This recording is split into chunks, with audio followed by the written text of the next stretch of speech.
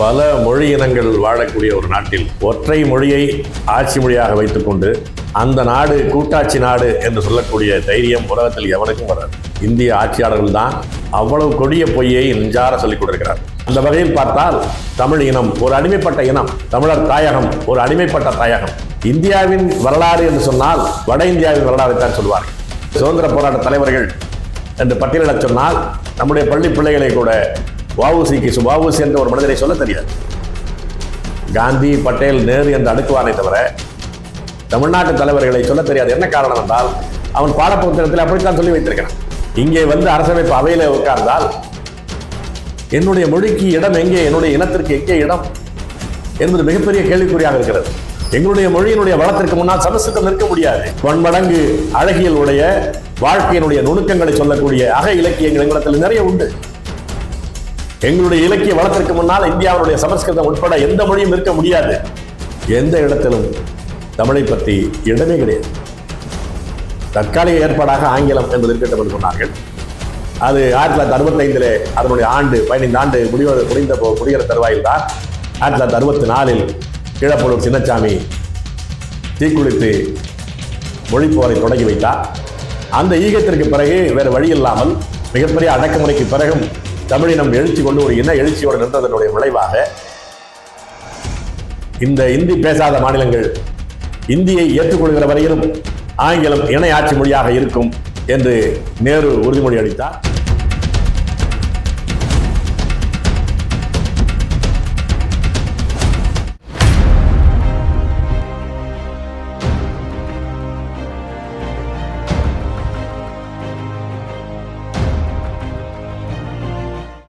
வணக்கம்.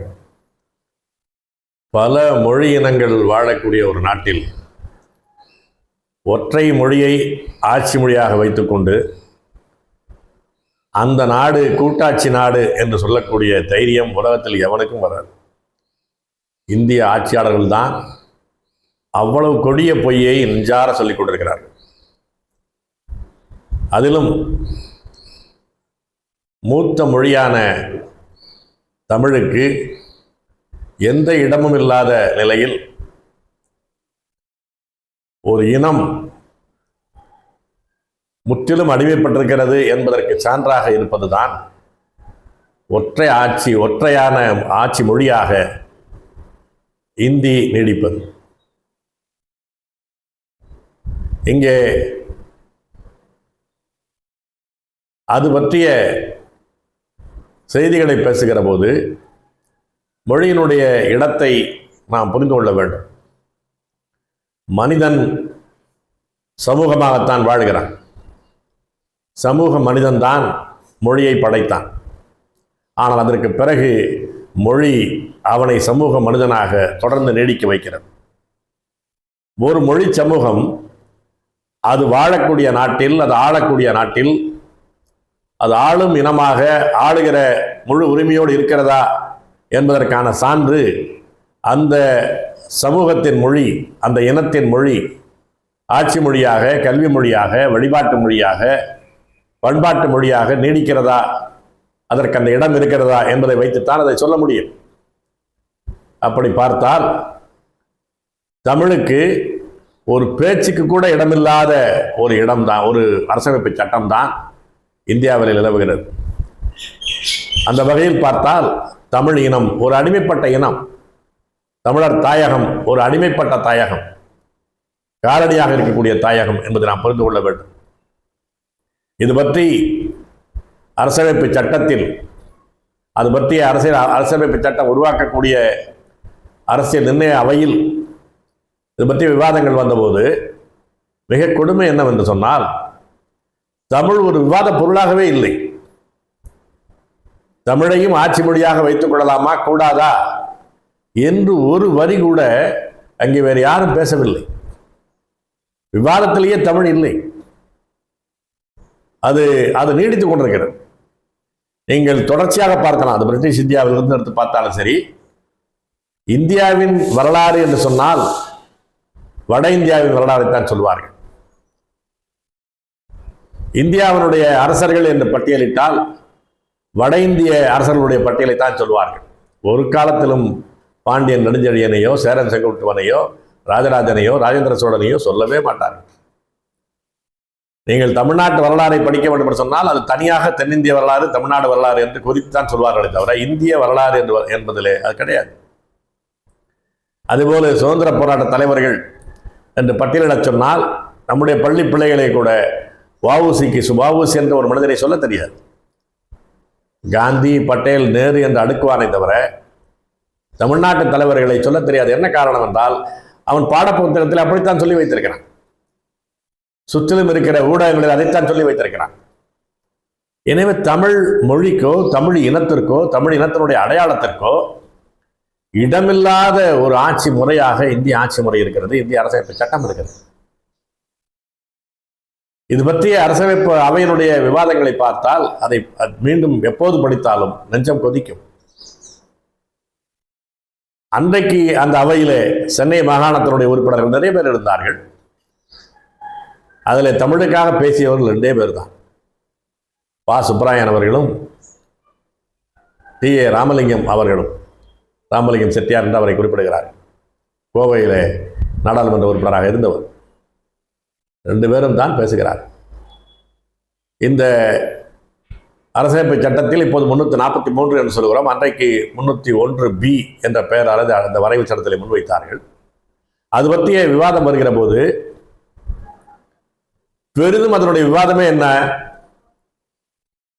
இந்தி தேவநாகரி எழுத்தில் இருக்கிற இந்தியை வைத்துக் கொள்வதா அல்லது தேவநாகரியிலும் இந்த பாரசீக எழுத்து வடிவத்திலும் இருக்கக்கூடிய இந்துஸ்தானி மொழியை வைத்துக் கொள்வதா என்பதுதான் பெரிய விவாதம். அதோடு இணைப்பாக எவ்வளவுனால் ஆங்கிலத்தை இணை ஆட்சி மொழியாக வைத்துக் கொள்ளலாம் என்பதுதான் விவாதமே தவிர தமிழ் என்பதை பற்றி எவனும் பேசவில்லை. ஆனால் நேருடைய எழுத்துக்களில் படித்தால் தமிழ் எவ்வளவு பெரிய சிறப்பான மொழி, எவ்வளவு பழமையான மொழி, எவ்வளவு வளமான மொழி என்றெல்லாம் பக்கம் பக்கமாக எழுதியிருப்பார். ஆனால் இது பற்றிய விவாதத்தில், ஆட்சி மொழி பற்றிய விவாதத்தில் தமிழை பற்றி யாருமே பேசவில்லை. டி.ஏ. ராமலிங்கனார் பேசுகிறார், நொந்து போய் பேசுகிறார். அந்த அரசமைப்பு அவையில் இந்த 301B இந்த ஆட்சி மொழி பற்றிய பிரிவு அது பற்றிய பேசுகிற போது நொந்து போய் பேசுகிறார். நான் தமிழ்நாட்டிலிருந்து வருகிறேன், 2000 கிலோமீட்டருக்கு அப்பால் இந்த நகரத்தில் இருந்து கொண்டு நான் பேசுகிறேன். இந்த நகரத்திற்கு நான் வருகிற போது ஏதோ அயல்நாட்டில் இருப்பது போல் உணர்கிறேன். என்னையும் இங்கே இருப்பவர்கள் மதராசி என்று ஒரு அயலானை போல் தான் பார்க்கிறார்கள். இங்கே வந்து அரசமைப்பு அவையிலே உட்கார்ந்தால் என்னுடைய மொழிக்கு இடம் எங்கே, என்னுடைய இனத்திற்கு எங்கே இடம் என்பது மிகப்பெரிய கேள்விக்குறியாக இருக்கிறது. இங்கே நடக்கிற விவாதங்களை எடுத்துக்கொண்டு நான் என்னுடைய ஊருக்கு செல்ல முடியுமா? அங்கே இருக்கிற மக்களிடம் இதுதான் விவாதம் நடந்தது என்று சொல்ல முடியுமா? சொன்னால் என்ன நடக்கும் என்பதை பற்றி நினைப்பதற்கே மனம் பதட்டமாக இருக்கிறது. ஏனென்றால் நீங்கள் எந்த மொழி பேசுகிறவர்களாக இருந்தாலும் கூட நீ இந்தியை மிக எளிதாக ஏற்றுக்கொள்கிறீர்கள். ஏனென்றால் உங்களுடைய மொழி அனைத்தும் சமஸ்கிருதத்தினுடைய இடத்திலிருந்து வந்தவை, சமஸ்கிருதம் போட்ட குட்டிகள். ஆனால் எங்களுடைய தமிழ் மொழி சமஸ்கிருதம் இல்லாமல் தனித்து இயங்கக்கூடிய ஒரு செம்மையான மொழி. இந்த மொழிக்கு சொந்தக்காரர்கள், அதனுடைய வரலாற்றுக்கு சொந்தக்காரர்கள். இப்போது நடந்திருக்கிற இந்த அவையில் நடந்திருக்கிற விவாதத்தை வைத்துக் கொண்டு நான் பார்க்கிற போது இதை எப்படி நான் என்னுடைய ஊரில் போய் சொல்ல முடியும்? அந்த மக்களுக்கு நான் நியாயம் செய்ததாக ஆகாது என்று மிகவும் நொந்து போய் பேசுகிறார். அதுபோல சுப்பராயன் பேசுகிற போது சுப்பராயன் ஒரு திருத்தத்தை முன்வைத்தே பேசுகிறார். அவர் பேசுகிற போது தமிழ் என்பது உங்களுடைய எந்த மொழியையும் விட ஆட்சி மொழியாக இருப்பதற்கு தகுதி வாய்ந்தது. ஏனென்றால் மிக நீண்ட பரப்பில் பேரரசு நடத்திய இனம் எங்களுடைய இனம். மிக நீண்ட காலம் அமைதியான ஆட்சியை மக்களுக்கு தந்த இனம் எங்களுடைய இனம். மிக நுணுக்கமான நிர்வாக ஏற்பாட்டோடு ஆட்சியை நடத்தியவர்களுடைய எங்களுடைய முன்னோர்கள். அதற்கான ஆட்சி மொழி சொற்கள் என்பதெல்லாம் தமிழ் மொழியில் ஏராளம். ஆனால் இந்தியாவோடு சேர்ந்திருக்க நான் விரும்புகிறேன். இந்திய ஒற்றுமையை நான் விரும்புகிறேன். எனவே இங்கே நடக்கிற விவாதங்களை நான் சகித்துக் கொண்டு கேட்டுக்கொண்டிருக்கிறேன். எங்களுடைய மொழியினுடைய வளத்திற்கு முன்னால் சமஸ்கிருதம் நிற்க முடியாது. எனக்கு முன்னால் ஒரு சமஸ்கிருதத்திற்காக பேசிய ஒரு அறிஞர் பேசினார், ஒரு உறுப்பினர் பேசினார். சாகுந்தலத்தை பற்றி பேசினார். அதை விட பன்மடங்கு அழகியல் உடைய வாழ்க்கையினுடைய நுணுக்கங்களை சொல்லக்கூடிய அக இலக்கியங்கள் எங்களிடத்தில் நிறைய உண்டு. எங்களுடைய இலக்கிய வளத்திற்கு முன்னால் இந்தியாவினுடைய சமஸ்கிருதம் உட்பட எந்த மொழியும் இருக்க முடியாது என்ற ஒரு உணர்ச்சி ததும்ப பேசுகிற போது குறுக்கிட்டு ராஜேந்திர பிரசாத் சொல்கிறார், அந்த அவையினுடைய தலைவர், இங்கே மொழியின் வளத்தை பற்றி விவாதம் இல்லை, எனவே அதை பற்றி பேசாதீர்கள் என்று சொல்லுகிறார். அதன் பிறகு சுப்பராயன் பேசுகிறார், தொடர்கிறார், இந்த வளமான மொழியை வைத்துக் கொண்டு எல்லா தகுதியும் உள்ள ஒரு இனத்திலிருந்து வருகிறானா, இந்தியாவினுடைய ஒற்றுமை கருதி உங்களை சகித்துக் கொள்கிறேன், இந்தி ஆட்சி மொழியாக இருக்கட்டும் என்று நான் ஏற்றுக்கொள்கிறேன், குறைந்தபட்சம் அதனை ரோமன் லிபியிலாவது எழுத்து வடிவத்திலாவது எழுதுங்கள், அதாவது எங்களுக்கு புரியும். எங்கள் ஊரிலே மகாத்மா காந்தி இந்தி பரப்புரை மன்றத்தை, இந்தி பிரச்சார சபையை ஏற்படுத்தி எங்களை எல்லாம் இந்தியை படியுங்கள் என்று சொல்லிக் கொண்டிருக்கிறார். நாங்களும் படித்துக் கொண்டிருக்கிறோம். ஆனால் எங்களுடைய வளமான மொழி உள்ள இடத்தில் இது எதற்கு என்ற கேள்வி வந்து கொண்டே இருக்கிறது. நான் ராஜாஜி முதலமைச்சராக இருக்கிற போது கல்வி அமைச்சராக மாகாண அரசிலே பணியாற்றியவன்.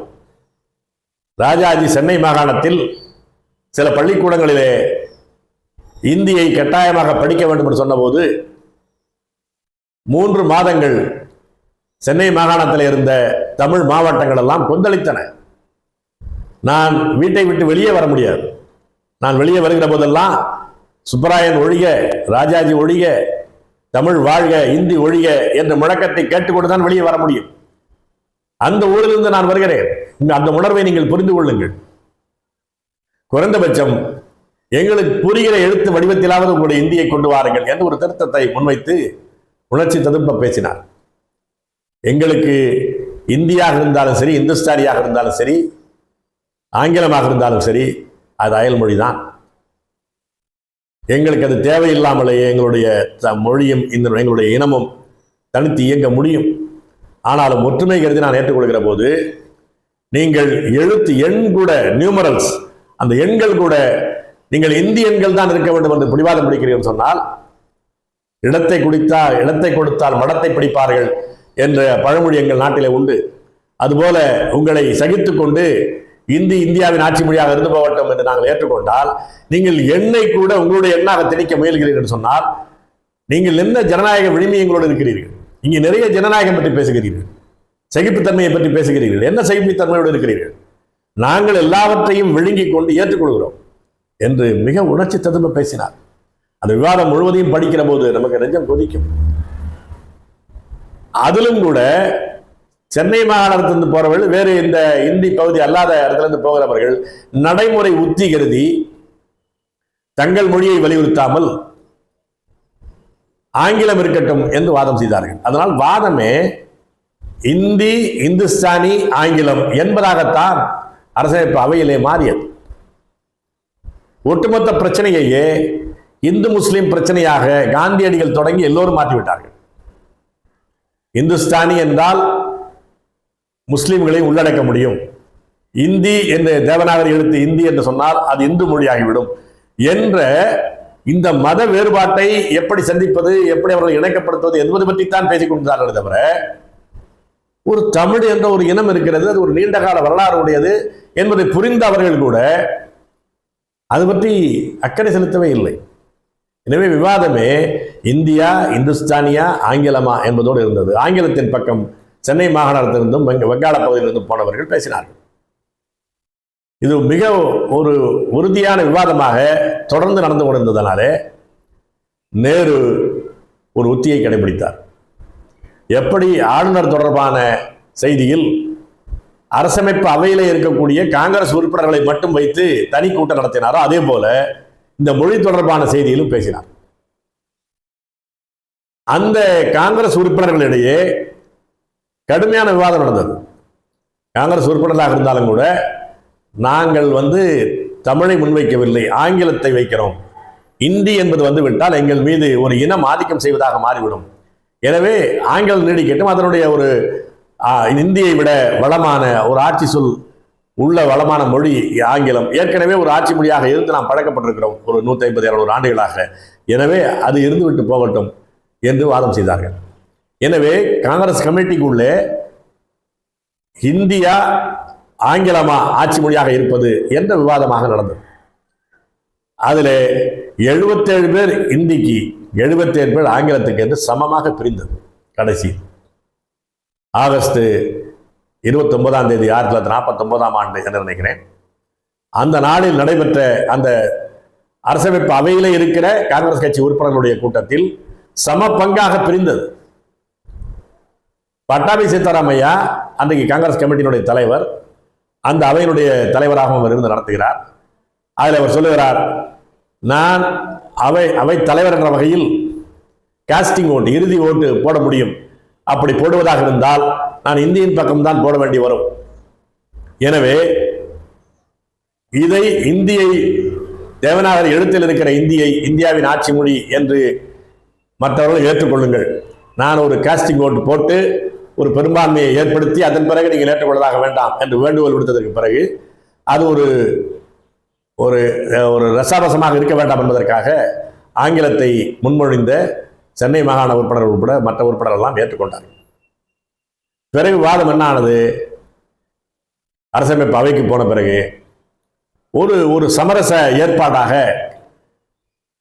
முற்றிலுமாக தென் மாநிலங்களைச் சேர்ந்தவர்களை, குறிப்பாக தமிழ்நாட்டை சேர்ந்தவர்களை, வங்காளத்தை சேர்ந்தவர்களை எல்லாம் புறக்கணித்து விட முடியாது என்பதனாலே அதற்கென்ற ஒரு முடிவை சொல்வதற்கு இந்த காங்கிரஸ் கமிட்டியினுடைய விவாதங்களுக்கு பிறகு 77 என்று சம எண்ணிக்கையிலே பிரிந்து ஒரு ஓட்டிலே இந்தி என்பது ஆட்சி மொழியாக ஏற்கப்படக்கூடிய சூழல் வருகிற போது நேரு சொன்னார், எப்படி இது ஒரு சம அளவிலே பிரிந்திருக்கிற நிலையில் ஒரு முடிவெடுப்பது என்பது நாம் தவிர்ப்பதற்கு என்ன செய்யலாம் என்று அதற்கு கேட்டபோது அந்த கமிட்டியிலேயே முடிவு சொன்னார்கள். அதனுடைய அடிப்படையில் முன்ஷி ஐயங்கார் குழு என்பது ஒரு குழு ஏற்படுத்தப்பட்டது. முன்ஷியும் கோபாலசாமி ஐயங்காரும் கொண்ட 2 பேருடைய குழுவை ஏற்படுத்தினார்கள். அவர் உதவி செய்வதற்கு 2-3 பேரை இணைத்துக் கொண்டார்கள்.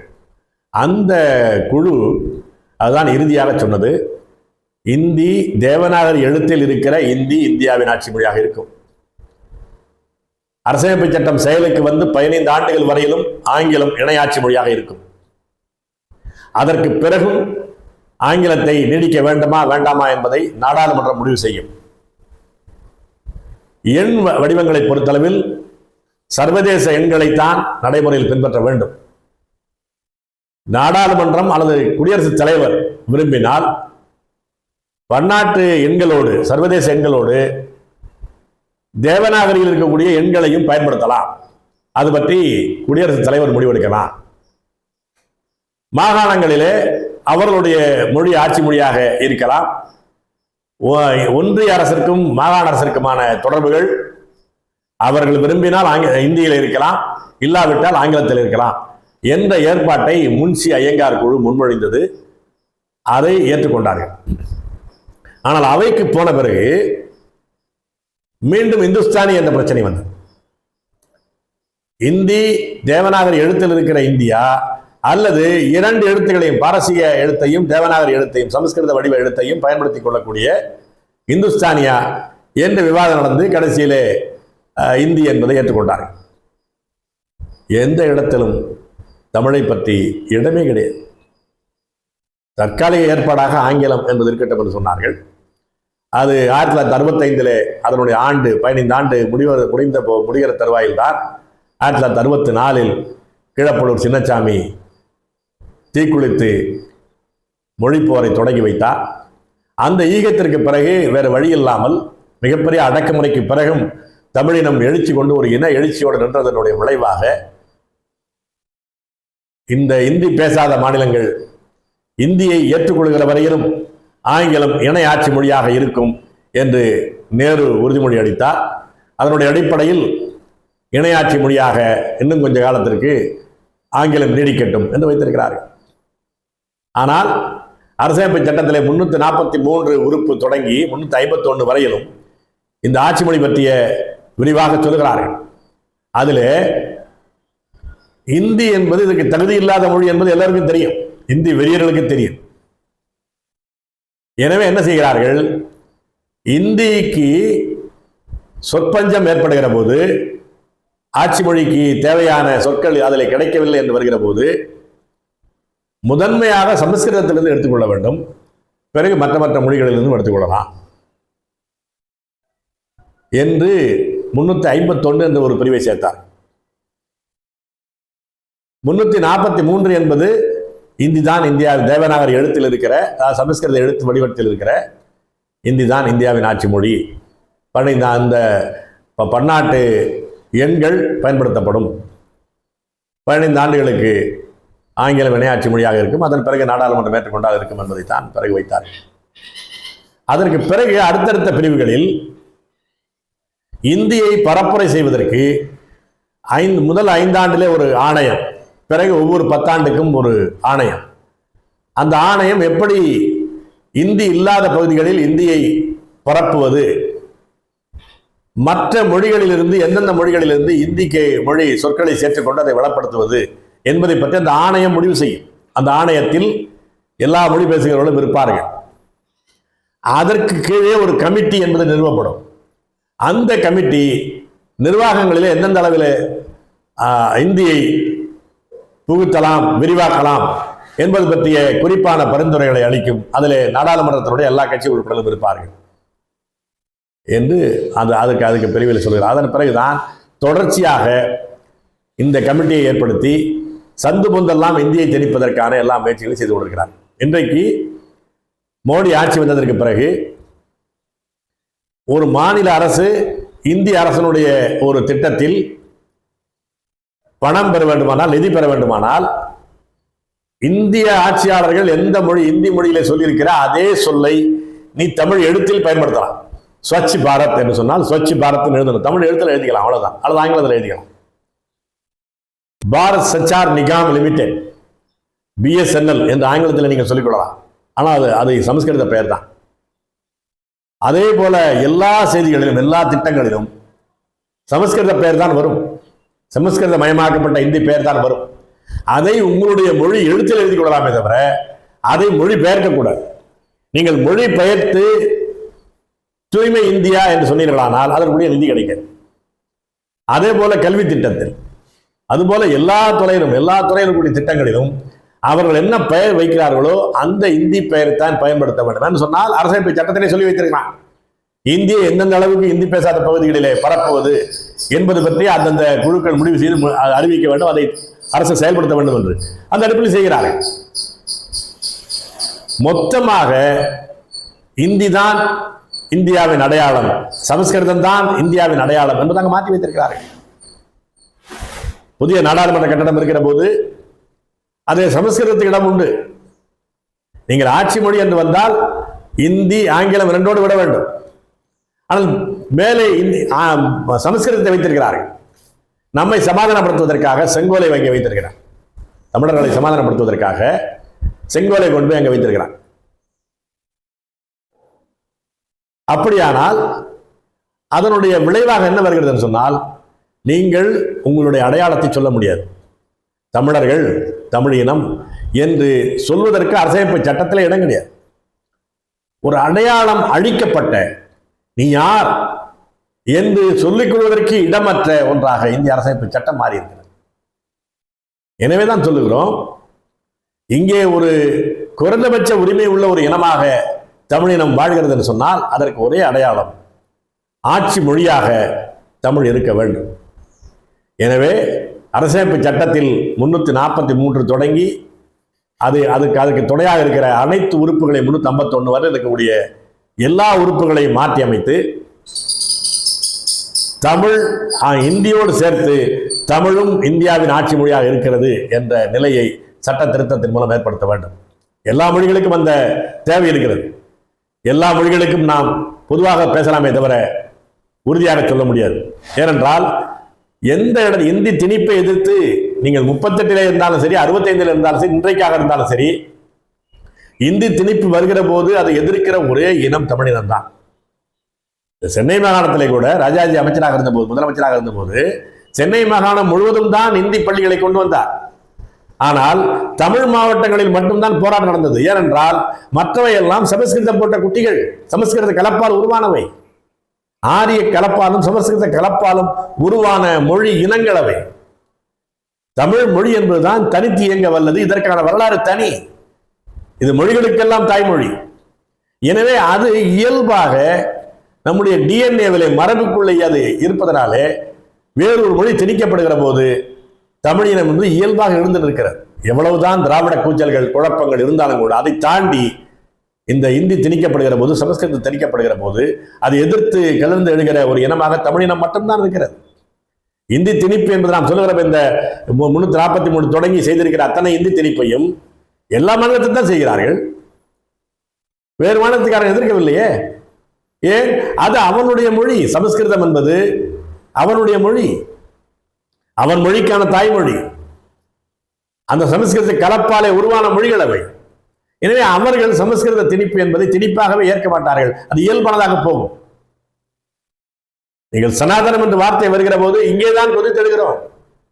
அங்கே அது இயல்பாக இருக்கிறது. அதை ஏன் எதிர்க்கிறாய் என்று கேட்கிறான். மற்ற இனத்தின் நிலைமை அதுதான். ஆரிய மயமாகி போன, சமஸ்கிருத மயமாகி போன மொழி மற்றும் இனங்கள் அவை. நாம் ஒரு தனித்த வரலாறும் தனித்த தன்மையும் உள்ள ஒரு இனம்.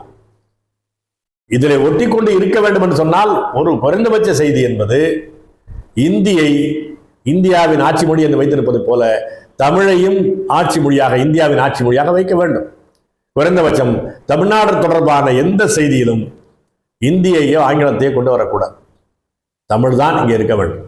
இங்கே நாம் தேவை கருதி ஆங்கிலம் வேண்டுமா வேண்டாமா என்பதை நாம் முடிவு செய்து கொள்ளலாம். இங்கே இருமொழி கொள்கை என்பதெல்லாம் குழப்பமான கொள்கை, தேவையில்லை. நாம் தெளிவாக சொல்கிறோம். மும்மொழி கொள்கை என்பது மோசடி கொள்கை. இந்தி, ஆங்கிலம், தமிழ் என்று சொல்லக்கூடிய மும்மொழி கொள்கை என்பது மோசடி கொள்கை. அது பாரத மாதா புத்தகர்கள் சொல்லிக் கொண்டிருக்கிறார்கள். திராவிடவாதிகள் என்ன? இருமொழி கொள்கை, ஆங்கிலமும் தமிழும் என்று சொல்வார்கள். நடைமுறையில் ஆங்கிலத்தை தான் வைத்துக் கொண்டிருப்பார்கள். ஐ லவ் கடலூர் என்று எழுதுகிறால் பாதி ஆங்கிலம் பாதி தமிழ் தானே எழுதுகிறான். அதுதான் திராவிடவாதிகள். எனவேதான் இவர்கள் மொழியை பாதுகாப்பதற்கான போராட்டத்திலே உறுதியாக நிற்க முடியவில்லை. இந்தி ஒழிக தமிழ் வாழ்க என்னும் மிகப்பெரிய இன எழுச்சி எழுந்தபோது அதை ஆங்கிலம் எப்போதும் இருக்கட்டும், இந்தி எப்போதும் வேண்டாம் என்று மடைமாற்றி முடித்தவர்கள் திராவிடவாதிகள். அதற்கு பிதாமகனாக இருந்தவர் 38 ராஜாஜி தான், 65 ராஜாஜி தான். ராஜாஜி சொன்ன முழக்கத்தை இவர்கள் ஏற்றுக்கொண்டு ஹிந்தி நெவர், இங்கிலீஷ் எவர் என்று ராஜாஜி சொன்னதை அண்ணாவும் சொன்னார். அப்படித்தான் போராட்டத்தை முடித்தார். செத்தவனெல்லாம் இந்தி ஒழிய தமிழ் வாழ்க என்றுதான் செத்தான். ஆங்கிலம் வரட்டும் என்று எவனும் சொல்லவில்லை. ஆனால் நடத்திய தலைவர்கள், திராவிட தலைவர்கள் அதை ஆங்கிலத்தோடு முடித்துக் கொண்டார்கள். ஆனால் இந்தியாவின் ஆட்சி மொழியாக தமிழ் ஏற்றுக்கொள்ளப்பட வேண்டும். அதுதான் ஒரு குறைந்தபட்ச ஒரு தன்னாட்சி உள்ளதாக இந்த கூட்டரசு இருக்கிறது என்பதற்கான அடையாளமாக இருக்கும். இல்லை என்று சொன்னால் மீண்டும் மீண்டும் தமிழினத்தை, அதனுடைய அடையாளத்தை, அதனுடைய தனித்தன்மையை ஏற்க மறுத்த ஒரு காலனியாக, அடிமை இனமாக வைத்துக் கொண்டிருக்கிறீர்கள் என்று பொருள். அதை ஒரு காலம் ஏற்க முடியாது. எனவேதான் இந்திய அரசமைப்பு சட்டத்தில் 343 தொடங்கி 351 வரையிலும் இருக்கக்கூடிய உறுப்புகளை திருத்தி அமைத்து தமிழும் இந்தியாவின் ஆட்சி மொழி என்ற நிலையை கொண்டு வர வேண்டும் என்று நாம் வலியுறுத்துகிறோம். தமிழின இளையோர் அனைவரும் இந்த திராவிடத்தினுடைய ஆங்கில மாயை, ஆங்கில பித்தலாட்டத்திலிருந்து வெளியேறி எல்லா இடத்திலும் தமிழ் தான் இருக்க வேண்டும் என்ற முடிவுக்கு வர வேண்டும். ஆங்கிலத்தை ஒரு தனி மொழியாக கற்றுக்கொள்வது என்பது வேறு, ஆங்கிலத்திலேயே எல்லாவற்றையும் நடத்துவது என்பது வேறு. அது இந்த இனத்தை சிந்திக்க விடாத, தற்சார்பு இல்லாத, தன்னம்பிக்கை இல்லாத ஒரு இனமாக மாற்றிவிடும். எனவே எல்லா இடங்களிலும் ஆட்சி மொழியாக, கல்வி மொழியாக, நீதிமொழியாக, வழிபாட்டு மொழியாக, தொடர்பு மொழியாக தமிழ் தான் இருக்க வேண்டும். நாம் இன்னொரு மொழி என்ற வகையில் ஆங்கிலத்தை கற்றுக்கொள்ளலாம், சிறப்பாக கற்றுக்கொள்ளலாம். ஆனால் நம்முடைய தொடர்பு மொழியாக, நம்முடைய புழக்க மொழியாக, நம்முடைய நிர்வாக மொழியாக தமிழ் தான் இருக்க வேண்டும். இந்தியாவோடு இருக்கக்கூடிய உறவு மொழியாக கூட்டாட்சியிலும் இந்திய அரசிலும் ஒன்றிய அரசிலும் தமிழ் மொழி ஆட்சி மொழியாக ஏற்கப்பட வேண்டும் என்பதை தொடர்ந்து வலியுறுத்தி இளையோர் எழுச்சி பெற வேண்டும். நன்றி, வணக்கம். இவ்வாறான பல செய்திகளை, பல சிக்கல்களுக்கு விடை கிடைக்கக்கூடிய செய்திகளை தமிழர் கண்ணோட்டம் வலைவழியில் வெளிப்படுத்தி வருகிறோம். இது தற்சார்பாக செயல்படுவதற்கு நிதி தேவைப்படுகிறது.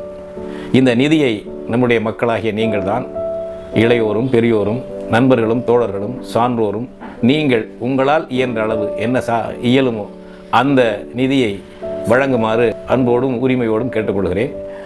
உங்களுக்கு நன்றி உணர்வோடும் பொறுப்புணர்வோடும் தமிழர் கண்ணோட்டம் செயல்படும் என்பதை உறுதி தெரிவித்துக் கொள்கிறேன். நன்றி, வணக்கம்.